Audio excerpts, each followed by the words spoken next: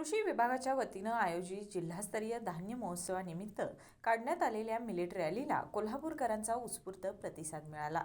शेतकऱ्यांनी पिकवलेला दर्जेदार शेतीमाल थेट ग्राहकांपर्यंत पोहोचावा आणि नागरिकांमध्ये पौष्टिक आहाराबाबत जागरूकता व्हावी या उद्देशानं हा उपक्रम राबवण्यात आला। विभागीय कृषी सहसंचालक बसवराज मास्तोळी यांच्या हस्ते हिरवा झेंडा दाखवून रॅलीचा शुभारंभ झाला। यावेळी विविध अधिकारी पदाधिकारी उपस्थित होते। दसरा चौकातून सुरू झालेली रॅली शहरातील प्रमुख मार्गावरून व्ही.टी. पाटील स्मृती भवन येथे समाप्त झाली।